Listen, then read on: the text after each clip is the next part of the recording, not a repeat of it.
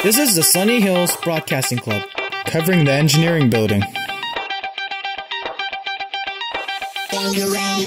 After years of preparation, Sunny Hills High School has finally opened its doors to its innovative engineering technology building, representing years of technological advancement.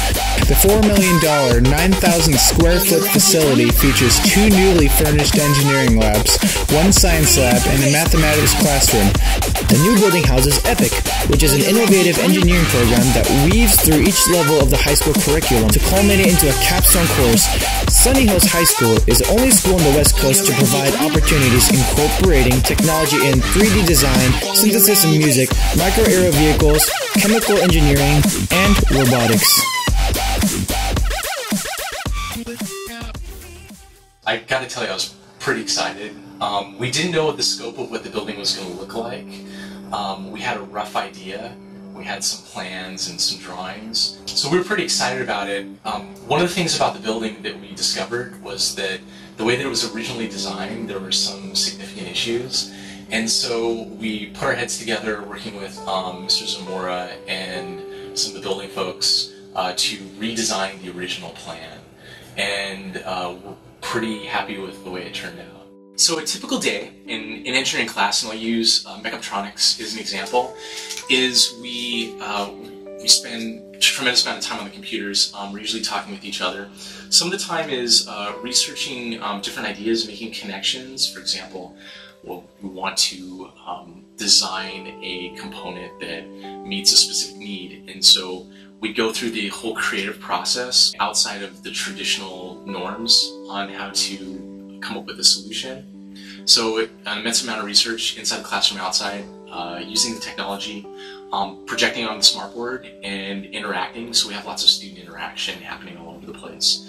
What it's going to transition to in the near future is we'll be actually start building. And one of the things we're doing is each student has a design project all the way from design to the build and to meet some sort of need. So for example, we have a number of students building instruments like infrared guitars, one student building a infinite frisbee. It travels forever, and so it derives its energy from certain sources. We have other students building UAVs, micro UAVs. We have incorporating textiles into what we're doing. So we try to make things smart and come up with solutions to engineering problems or design problems. So we have tons of technology all throughout the building. Every room has something slightly different, but there's one thing that's in common. So every room has a smartboard. They also have a microphone system, a speaker system that's like fully integrated into the rooms. A couple things that are different about my room, which is the engineering lab, is we have the addition of 18 computers, and so we can use the computers to talk amongst each other at the tables, to talk amongst myself using the smartboard, and with other students at the other tables. So we have lots of communication between us going on, which is important because we're going to be building some pretty large engineering devices to do some cool things. So the other thing we have is a state-of-the-art wind tunnel. It's about an 8.5-foot wind tunnel, and so we have this like huge, massive test section. And we have 2 3D printers. We have 2 CNC machines. We have a host of tools. Something that's really kind of cool, it's a document camera. And the document camera uses a cube. And what you can do on the smartboard is you can project the cube from the document camera, and then you can link it up with anything that can be rotated or evolved in 3 dimensions.